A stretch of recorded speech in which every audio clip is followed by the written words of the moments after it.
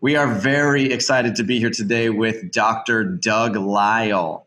Now, Dr. Lisle is the psychologist for the McDougall Wellness Program and the True North Health Center. He is the co-author of The Pleasure Trap, Mastering the Hidden Force That Undermines Health and Happiness. He is brilliant. He does a great job of helping people understand the psychology of food addiction, behavior change, ego, pain, and pleasure, and how each of these concepts contributes to the development and reversal of chronic disease. Thank you so much for being here today with us, Dr. Lisle. Great to be here. Fantastic. So let's start out by talking about The Pleasure Trap. You wrote a book called The Pleasure Trap, co-authored with Dr. Alan Goldhammer.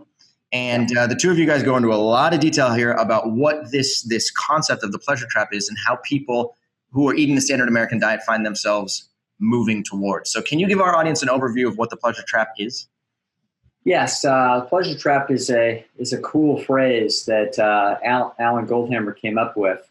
It sort of encapsulates a real simple issue, and that is that that modern food supply is what we're going to call supernormal. It's like supercharged, like putting supercharged gas in your car.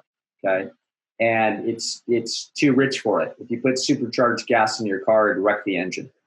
And when you put supercharged food on your tongue, it wrecks your ability to taste normal food. And that's just basically what it is. So what happens is that we're designed to like the tremendous caloric density that comes with the supercharged food. Basically, the modern food supply is just way heavy in calories per square inch or per cubic inch of food. So a chocolate cake is 10 times the calorie density of an apple. Those two foods are going after the same circuits in the mind pretty much. They're both going after the sweet circuit, but one of them is 10 times as concentrated as the other. And once you get used to that, you don't like the healthy food very much. And so that's why when people like you and Robbie and I and John McDougall and Jeff Novick and all my friends, whenever we're trying to encourage people to eat healthier food, if it was just a matter of the knowledge of what it is that you should eat to get healthy, this would be simple. But it's not just that. The problem is that they're in a trap. And the trap is that most people don't like healthy food. And the reason they don't like healthy food is they put too much supercharged food on the tongue. That's what's happened. So is it true that there are certain ingredients that lead to food addiction, or does it just come down to the calorie density? Actually, it's mostly calorie density. But if we look inside of calorie density, we're going to find that there's really three main sources of calories in food. There's going to be sugar, fat, and protein. And protein doesn't dance the circuits. The pleasure circuits aren't wild about protein. They don't care very much about it. What the pleasure circuits care about is fat and sugar.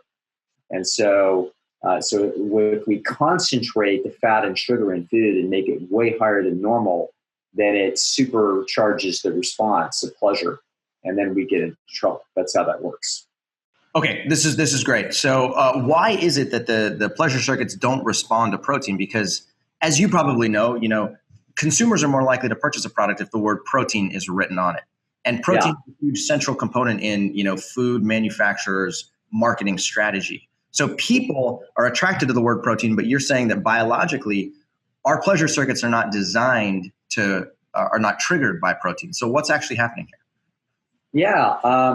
It's just in the course of evolution, it turns out that the sensors for attracting us to foods, for example, they key in on certain things. And so this is just how nature's going to work. So there's certain sounds that you're designed to be very afraid of, like the low growl of a predator. And you also like the higher pitched voice of a female if you're a male. You're designed by nature to be attracted to certain stimuli characteristics are the ones that nature keys in on. Okay, and so you like it, for example, when you're cold and then you step out in the sun and feel the warmth, you're attracted to that. So you're not attracted to the vitamin D that is being made in your skin when the sun's hitting your skin. That you weren't designed for. So in the same way, you didn't happen to be designed to have your pleasure centers dance when protein hits a receptor on your tongue. You're designed for the pleasure centers or the dopamine circuits to go off when sugar hits it or fat hits it. So it's going to turn out that particularly a really insidious trap takes place because in our nature, we were never supposed to have sugar and fat really in our mouth at the same time. So this is actually, as a mammal, only when you had your mother's milk did mother's milk have sugar and fat in it at the same time. After you're weaned, there's no food in nature where there's both sugar in it and fat in it at the same time. So an avocado isn't both sweet and fat, and nuts aren't both sweet and fat, and fruit is sweet, but it's not fat, and a steak is fat, but it's not sweet. So when we start to see that, hey, wait a minute, so these are is they're independent pathways into the pleasure centers of the brain that aren't supposed to be activated at the same time. But what the modern food supply did ingeniously is to put those foods together. So many people say, oh, Dr. Lisle, I got a problem with sugar. I'm a sugar addict. And I say, no, you're not. I've never met a sugar addict. Okay. I've met people that are sugar plus fat addicts. Okay. So people are extremely interested in ice cream, but they're not very interested in sorbet. Sorbet almost never sells. Okay. People aren't addicted to sorbet. They're not addicted to the sweet. They're addicted to the combination of sweet and fat. Because when those two things both hit the pleasure centers of the brain at the same time, they're creating a super normal response that the system goes crazy over. So that's the problem. And actually, if you look carefully, the three chemicals that really make the system dance are sugar, fat, and salt. And so when we look inside of what people are crazy about, they're crazy about a combination of all three of those being hit at the same time, which would never happen in nature. So a Snickers bar is sugary, fatty, and salty. French fries actually are full of fat, they're full of salt, and then they dip them in ketchup, which is sweet. Okay? So when we actually look inside of what people are crazy about, they're crazy about combinations of sugar, fat, and salt. And in fact, what a, quote, great cook is somebody that just simply puts those three things together in a combination and creates super normal food, which people will then sometimes want to only eat that food, and they don't want to eat the more simple food that just goes after one circuit at a time. It's funny because as you're talking about all this, I'm thinking back to the foods that I used to eat as a child.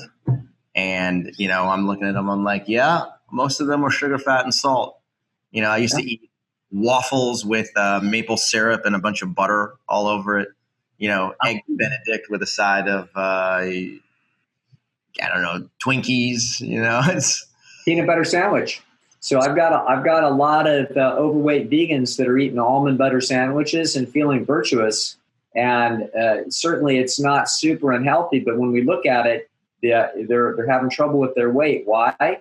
Because it's full of fat, and then the bread is usually salty, and then there's jelly or some kind of preserves on there. And what we have is we've got a combination of sugar, fat, and salt that's 2,000 calories a pound. It's a much richer than, for example, meat. It is 800 calories a pound, for goodness sakes. So people are mystified why this is. Sometimes they're having troubles with their weight when they believe they're doing a lot of healthy things. But when we look inside of what they're doing, they're still eating a lot of foods that are super normal. Got it. Okay. So I've heard you talk about dopamine in the past, because dopamine is the, one of the pleasure hormones. And it's, a very central component of this pleasurable response that you get from eating foods that are supercharged. So yes. Can you talk to our audience a little bit here about what specific foods or ingredients trigger dopamine and how dopamine is implicated in the pleasure trap? Yeah, the dopamine is a neurochemical that's designed by nature to signal to you that you just did the right thing. Okay? It's like an A that your teacher gives you on a test. It's like, good, you just did exactly the right thing. Good job. So animals are essentially dopamine-seeking machines. And so if you look at dopamine centers in people and what stimulates them, there's quite a few different things that will. So if you look at attractive members of our species, you'll find that the dopamine centers go off in your head. If it turns out that if you look at a really beautiful landscape, it turns out that dopamine centers go off in your head. If you're a gambler and you get good cards at a poker table, dopamine circuits go off. It's very interesting. It's a chemical that says things are good. This is really good. Now it's going to turn out that there's going to be two primary mechanisms by which dopamine goes off most intensively, and that's going to be food and sex. So that's going to be how this works, and that makes perfect sense because food's the number one survival problem of the organism, and sex is the number one reproduction problem of the organism. So biology engineered you to use dopamine as essentially like clues in a treasure hunt. So it's like, good, you got some, let's get some more. Okay, so it's an excitatory chemical that tells you to continue on this path and consume or get closer to this stimuli that is good for your survival or good for your reproduction. Okay, so it's basically a signal of success. Now the problem is that we've now figured out a way to hyperactivate those signals. And when you hyperactivate those signals, effectively you become addicted to the hyperactivated signal. Why be excited about 1 star on your test if you can get 3 gold stars? Okay, and that's a Snickers bar is 5 gold stars on your test. It's 3,000 calories a pound, whereas the normal foodstuffs that you're designed to eat are 500 or 600 or 700 calories a pound. Like rice is 500 calories a pound. Potatoes are 375. Fruit is 300. So in other words, we're designed by nature to be aiming somewhere around 500 or 600 calories a pound. But the modern food supply has many foods like potato chips that are 2,500 calories a pound. And as a result, they're giving us 5 gold stars. And once you've had 5 gold stars over and over again, and somebody like Dr. Cyrus comes along and says, hey, you got a problem. And the problem is you're eating food that's causing you 5 gold stars. You've got to get back to 1 gold star. And then people will say, I don't know. It seems like the wrong thing to do, and I can't do it. And so that's the pleasure trap. The pleasure trap is that you essentially become hypnotized and trapped by hyper signaling of the dopamine pathway. And we've got to get back to nature to where it is that you feel very good about 1 gold star. And that takes some doing. Okay, so just before we started recording, we were talking all about the ego trap, which is fascinating. So how is that related to the pleasure trap? Yes, it's going to turn out that the pleasure trap is this major problem. In other words, you can learn that there's these foods that are naughty, they're dangerous, and they'll semi-addict you. And so the ultimate thing to do would be to just stay out of them completely, which is what a few people do, and they have great success with their health with this. The problem is that if we get well, let me ask you this: how would it feel if let's suppose that you wrote a short story in the 9th grade, and everybody said, wow, this is really good. This is really good. We're going to submit this for an award. And it turns out that you won this like statewide award from, I don't know, the American Legion. And that they've said that this is the Genius Award for short stories. Now, 10th grade comes along and there's another contest. How do you feel about entering? There's going to be a lot of pressure. There's a lot of pressure, okay? And that pressure can cause you to not even want to enter because now they're expecting that you're going to do this great thing. Okay. And so this is the ego trap. But what will happen is that young person will very likely not want to do this They won't want to even put their best foot forward. They'll procrastinate. And that is because if they did their best, it's very likely that they'd fall short of expectations, and then they'd be embarrassed and they would lose status. And so this is what I call the ego trap. It's its own little monster when it comes to causing self-destructive behavior. Okay, so now let's think about how this can work with diet and lifestyle. Suppose that you're overweight and you're smart and you're conscientious, and you have and you've been on a path of trying to lose weight. Let me ask you this: how many times do you think that you've dieted and tried to lose weight? We've heard this happen over and over and over again, endlessly, for lots of people. That's right. So in other words, let's suppose they've tried 40, 50 times. So if they tried 40, 50 times, what do we think that person's estimation is that they're going to be successful this time? They're not very confident. They're not very confident. So as a result of that, but they learn some new information. And they actually now, for the first time, they understand the pleasure trap, and they start having some success. So they're probably pretty excited. Okay. And so what's going to happen is the social world has told them, you're too smart to have this problem, just put down the fork. So there's been a lot of expectations, but they themselves have failed so often that they know that they may not be successful. So now what happens is that they have a new plan, and the new plan actually can even be working. And they can be doing a great job in it, and maybe they lose 10 or 15 or 20 pounds. But now what happens is that the expectation is that they're perfect. But the expectation is there's this thing called the pleasure trap, and you're supposed to just beat the pleasure trap, and they do start to beat the pleasure trap. But now we will start walking into another trap. And that is life being what it is and the pleasure trap being what it is. Sooner or later, it's going to get you. Sooner or later, a friend is going to offer you half of their Cinnabon. And sooner or later, you're going to go to a Thanksgiving dinner or your friend's brunch. So sooner or later, you're going to crack.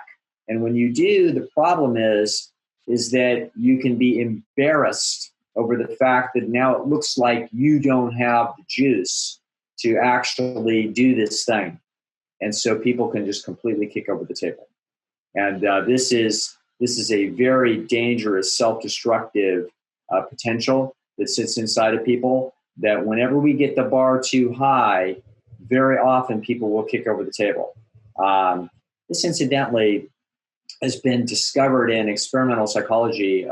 Stanford University, a lady by the name of Carol Dweck has discovered this dynamic. She calls it mindset. So she doesn't quite have it analyzed exactly the same way that I'm talking about it here, but she keeps finding the same thing, which is when you overpraise children, they quit trying. Okay, if you tell them they're going to be great, they quit trying. If you say, hey, you're making a good effort, that's fine. They'll keep working. But if you say, we essentially expect you to be great, then they completely quit and go the other direction. And so this is the trap that people can accidentally slip into when they hear the message that we're all sharing with them.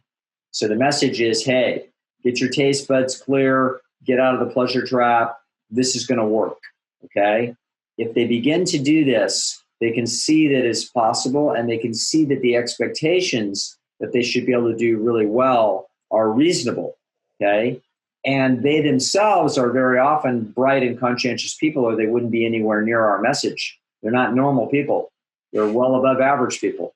And so as a result of that, what happens very quickly is the expectations for themselves start to drift higher. Then the self becomes aware that, we're in a little bit of a bind here. And then very often what happens, sometime they slip. And when they slip, then they just say, oh my God, I can't do this program. And they kick over the table and self-destruct. So this is why I see successes in this arena tend to be streaky. So people will do a good job for a while, and then they'll completely kick over the table, and then just self-sabotage, and maybe months on the sideline before they make another attempt. So what we want to do is instead of having expectations so high once you learn these parameters, I want people to set them high, but not perfect. Okay, I want them to plan, that they're not going to be perfect, and plan instead to do what I call, B+ work. Do a very good job, but don't plan on being perfect. And that's how we're going to try to keep you on a healthy track. Okay, so this is actually really important, because what you're getting at here is that if you set the expectation too high, then you're setting yourself up for failure. Chances are you're not going to be able to meet that expectation, and it's going to demotivate you. When it comes to the speed at which transitioning to a more normal, calorie density diet or a higher nutrient density diet, what is the ideal speed? Is that also factored into the ego trap, or is it an independent process from person to person? No, boy, that's a good question. Nobody's ever asked me that. I've watched people make this transition in different ways. So at the McDougall program, they'll come in. Some people have been kidnapped by a friend and sent, and so they're walking in there and they had a big cheeseburger the night before they got there. So they're completely rookies. And but over the course of like a week or so, usually by the end of a week, they're starting to get it, and their taste buds have started to go through a transition, and they're actually kind of on their way. So in other words, the transition towards healthy, that they're not going to get there in 2 or 3 days. Usually by 2 or 3 days, they're pretty disturbed and pretty upset, and they think that they've been kidnapped into a cult, and this is ridiculous. Whereas by the end of a week or so, they're starting to get it. And so, and also the use of water fasting, which we will use at True North, for example, or at Nathan Gershfeld's place in Los Angeles, Fasting Escape. These are places where people can go and do several days on water only, and then that will rapidly change the taste palette pretty quickly, and then they can start to move towards healthy foods more easily. So the notion is that I would encourage people to make fairly substantial changes pretty quickly. In other words, the plan would be over 2 or 3 weeks that you'd have a fairly substantial transformation where large percentages of your food are very healthy, but not expecting yourself to be perfect. But I would say I aim for about 80% of calories. In other words, we're out to get an awful lot of rice, beans, potatoes, corn, oats, the big starches surrounded by fruits and vegetables. This is what we're trying to go for, so that a lot of the calories people eat are actually wholesome, healthy calories. The fact that they're going to do some naughty things around the edges doesn't bother me at all. What I want them to do is to get the large part right, and we worry about the details later.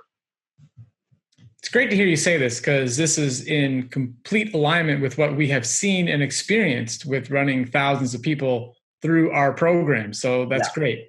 Now, in summary, to bring things home here. Yes. How do people get out of the pleasure trap and the ego trap? Yes. You look at these two things. They're actually, if you set the bar too high, all the way towards being perfect, then what that does is, if you do that for a while, your palate gets really sensitive, so that you're out of the pleasure trap, but you're walking into the ego trap, because sooner or later you're going to stumble, and then you could say, oh my God, I can't be perfect, and you kick over the table. So that's probably setting the bar too high for most people. If you set it too low and say, well, I'm just going to eat some rice now and then, and I'll just slowly move towards this. And if you do that, you'll never get out of the pleasure trap.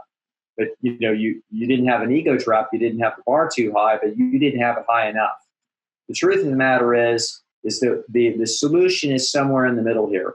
And it's what I call being good enough to be proud of yourself. So you should do a good enough job where when you, at the end of the day and after the end of a week, you feel an unmistakable feeling of pride, where it's like, okay, I did a pretty good job. So the perfection would be, you go to the gym and you work out like crazy, and you do perfect week after week after week after week. It's like, really? How many people have that kind of diligence? And the answer is not many. Okay. So there's a few people that do that, but most of us can have a lot of feeling of pride. If we go to the gym a few times a week, do a good job, but not like an incredible job. And when you walk away from there, you're feeling pretty good about yourself. That's how I want people to feel. I want you to feel pretty good about yourself. And if you don't feel pretty good about yourself, it's because you were too indulgent. Then you need to ratchet it up. That internal monitor of your essentially your self-esteem, that's the monitor I want you to reach for. A wise man once said, how should you set your goals? And the goals should be big enough to turn you on. It should be good, big enough for you to feel like I did well if you accomplish that. Not so high that it takes perfection or some extraordinary effort, but good effort. And people that are exposed to your program know what good effort looks like. Good effort means you ate a lot of healthy things today, and most of what you ate was good. That's what you want to string together, and that's the internal governor that you want to be watching. This makes a lot of sense, and it's kind of interesting to hear you talk about this because Cyrus and I teach this way about type 1 diabetes in particular, because people who come into our program and think, oh, I'm just going to have perfect control of type 1 diabetes is completely unrealistic. You will always miss a little bit. So kind of extrapolating that and saying this, for anybody, any condition, any lifestyle, any dietary change, like, look, remember, there's no such thing as perfect here. We're just looking for, generally good. So yes, it's great. Here we go. That's what we're after. A lot of the times when I'm reading and paying attention to you, I just sit there and I think to myself, how does this guy know so much? How does this guy have such good insight into the things that are happening inside of most people's head that they don't even know themselves? And so I still don't know the answer to that question, but I will say that so much of what you teach has had such a profound impact on our audience. People with diabetes are very attracted to your message because they find themselves addicted to certain types of foods and not even understanding exactly why that's the case. But I think you do a really, really, really good job of explaining it both in words on a piece of paper as well as verbally. So thank you for really taking the time to explain to people what's happening inside of their head. And most importantly, how they can escape an otherwise dangerous psychology and move towards a path of reduced chronic disease, ideal body weight, and a higher quality of life. Thank you so much. My great pleasure, folks.